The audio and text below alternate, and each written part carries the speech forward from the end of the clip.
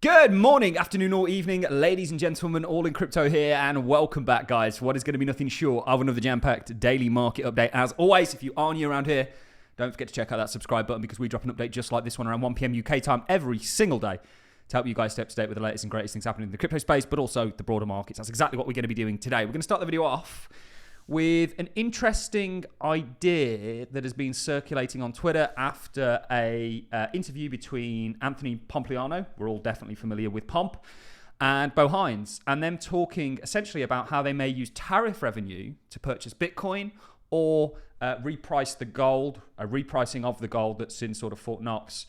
I mean, essentially use some of that money after it's been repriced to purchase Bitcoin. We know a Bitcoin strategic reserve has been written into law, or certainly there's been an executive order on it. I should say not law, legislation. And it is going to happen, and it's going to be very interesting. And there's no doubt in my mind that they are going to come up with a unique strategy to essentially purchase more Bitcoin. We spoke a couple of days ago in a daily market update about how there's going to be this kind of arms race towards these global digital assets. And we're on the cusp of that. So we're going to kick the video off with that. Then I want to talk to you guys about why we need crypto and decentralized systems. We saw Amazon Web Service outage has impacted crypto platforms like Binance, which has had to halt withdrawals as a result of this, and KuCoin. Now, these are just crypto exchanges. They'll be real, I say real businesses. These are very real and successful businesses, but they'll be sort of on the floor businesses that would have been affected by this and constantly get affected by these kind of centralized systems. And this is a great highlight of why we need decentralized systems and some of these cryptocurrencies. In this case, you can think of deep-in systems. You can think of something like ICP and how you can essentially run the internet on decentralized protocols. It's extremely fascinating, certainly if you're a geek like me. And then another great example of why we need decentralized systems is just today or over the past 24 hours, Meta has received approval from EU regulators to train its AI models using public content from its social media platform. We kind of need a decentralized social media, or at least a way to regain ownership of the content, the pictures, the things that we put out there. So we're going to be starting off there. Some very interesting riffs we can sort of go on with that. Then we're going to be talking about why we're really bullish on the cryptocurrency space right now based on technically what we're seeing. And we're going to give some confluence to that in regards to what people are highlighting using the global M2 money supply overlaid on a Bitcoin chart with a lag of 12 weeks or 108 days. It gives us confluence in regards to what we think is about to happen. So strap yourselves in, ladies and gentlemen. Let's kick things off with what Bo Hines had to say with Anthony Pompliano on the Bitcoin strategic reserve. I've also seen Letnick and others talk about this idea of, well, maybe there's external revenue that we can drive and be able to use that. And so, like, how are you guys maybe from a framework standpoint thinking about, okay, what are the ways that we could go buy more Bitcoin? Well, I think that Senator Lummis has really an interesting idea with the Bitcoin Act of 2025, which I know has taken the community by storm. But here, what you would do is you'd revalue the gold certificates that we currently have at Treasury.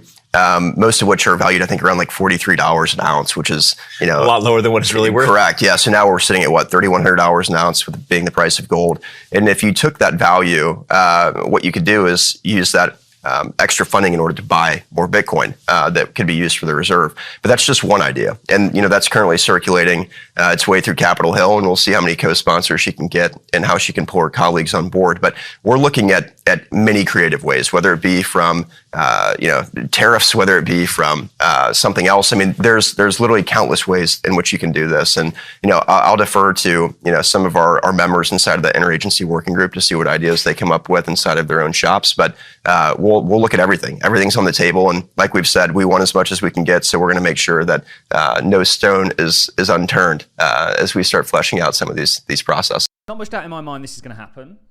There's been an executive order on it, and I think they are going to accumulate more than the 200,000 Bitcoin that was largely confiscated from Silk Road that they already hold. And we saw them, I think, quite a bit of that move to Coinbase. I know people are always worried when there's movement to exchanges, but Coinbase are in partnership with the US Marshal Service and are the custodian, really, not just for the US government, but also for all the major institutions out there facilitating ETFs. That's why it's one of my positions in regards to a stock.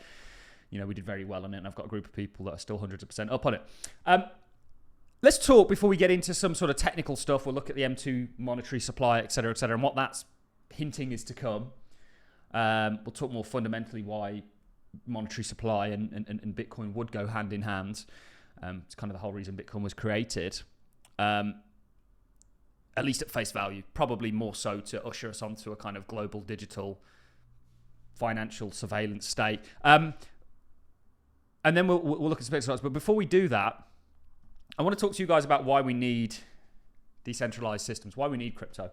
Amazon Web Service outage impacts crypto platforms. Binance halts withdrawal. On April the 15th, 2025, a significant network outage at Amazon Web Services has led to disruptions across various crypto platforms, including Binance, KuCoin, and DBank. Great name. These platforms have reported issues with orders processing and service availability, with Binance taking the precautionary measures of suspending withdrawals. The companies are actively working with Amazon Web Services to resolve the issues, and they assure users that their assets remain secure. We like Binance. I like CZ. I'm a big fan of CZ. You can see this is what Binance has had to say in KuCoin. And if you had a decentralized system in which you pool computing power, just like computing power is pooled for Bitcoin, you wouldn't have these issues because there's no one centralized point of failure. So there's no one data farm or cloud farm that essentially can go down and incumbent individuals. You just switch to another sort of global decentralized computing resource. And DePIN is going to be a major narrative moving forwards. In fact, so much so, I think you probably see the likes of Amazon Web Services and these people open up their own probably closed decentralized crypto systems around all of this. And something like what ICP are doing, we don't talk about ICP that much anymore. We should do. We're still a big fan of the project. Is very interesting, but more broadly. And also another great highlight of why decentralization and crypto is so important is Meta has received approval from the EU regulators to train its AI models using public content from its social media platform. So your pictures, your comments, your posts, the things you've shared will likely be used to train AI models. And that's not... I'm really kind of on the fence with this. Certainly we see what's going on with the IP laws as well, intellectual property. You know, we need something to compete against these models in a decentralized fashion, but also to add a way to sort of decentralized social media platforms so that actually you own your data as a user. And this is important, and this is something nobody really wants to talk about. And in one hand, I'm very for actually we can advance human civilization through having data free, what we put on the internet and use to train things. It's a great way to do so. But in another sense, I'm also for kind of people having the rights over the content that they produce.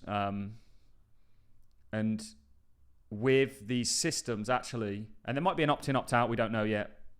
They very much take that away from you. So two great examples recently over the past 24 hours that have sprung up in regards to why we need something like DePIN, decentralized computing networks, or decentralized physical infrastructure networks, in regards to what happened with Amazon Web Services and how that has affected things. And that on a large scale, I mean, one of the biggest threats to the Western civilization certainly is a cyber attack.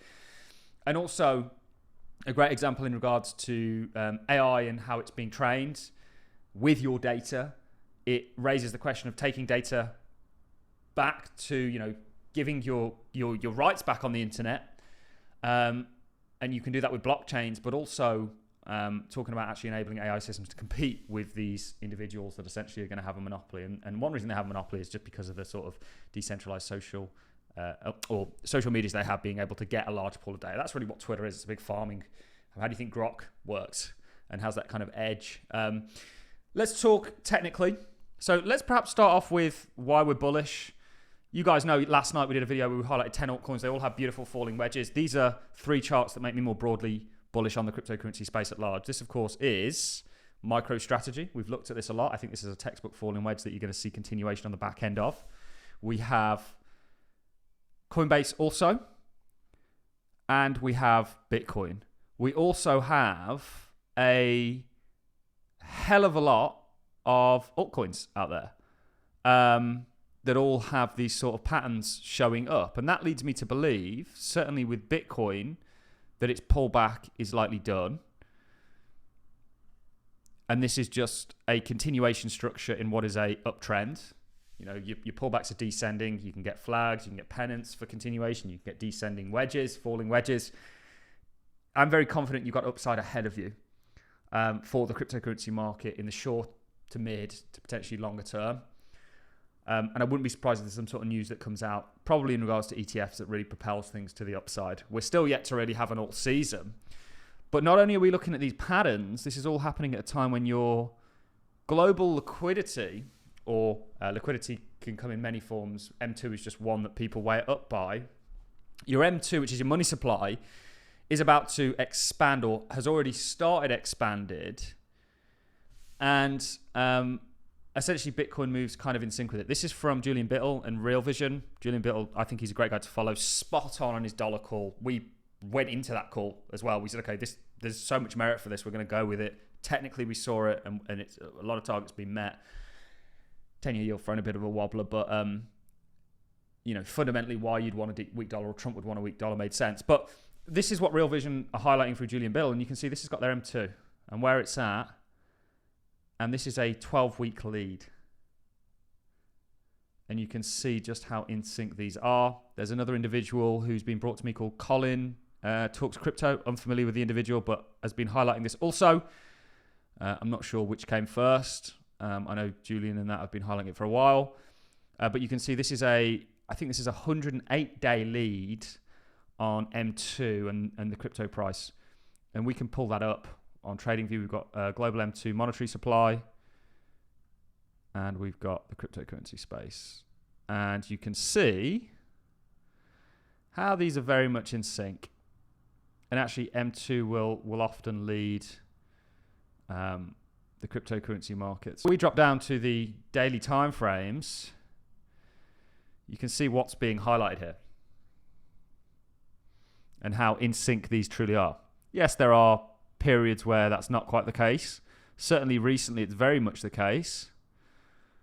But generally, these follow one another. And it kind of fundamentally makes sense, right, when you consider that Bitcoin is essentially a short money play.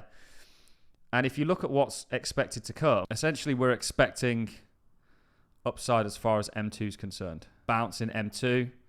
You know, you can see how correlated these are, even in regards to their mini sort of movements. A bounce in M2 has happened. And this is likely going to see Bitcoin, given the correlation, move with it. And that's all happening at a time where we've got all these falling wedges that ultimately give us further confidence in regards to what's about to happen. This is confluence, and that's what we look for as technical analysts and sort of investors and traders, is when it walks, talks, and quacks like a duck, it's a duck. And I think you've got some great upside based on the technical patterns that we're looking at, based on things like M2. So that is really it from me, ladies and gentlemen. I'm going to love and leave each and every one of you on that note. Some interesting things that we want to cover. It's sometimes good for me to showcase, you know, a lot of people just think crypto is a gimmick and that it doesn't have any kind of real world application. We've shown you two major applications, not to mention all the other ones that we talk about, which is DeepIn, and obviously DeepIn as it relates to AI, but more ownership of data and a kind of combatant towards the technocrats out there. Interesting what Bo Hines had to say in regards to a Bitcoin Strategic Reserve. Really excited to see how this plays out and this arms race that I think we're about to go into. And technically, we're very bullish based on all the falling wedges that we're looking at. We just thought we'd sort of highlight very briefly what people are looking at as far as M2 is concerned with that offset. And that would also give us confidence in regards to what's potentially about to happen for Bitcoin and the crypto space at large. That's it from me, ladies and gentlemen. I'm going to love and leave you. Thanks, everyone, for watching, and I'll see you all in the next one.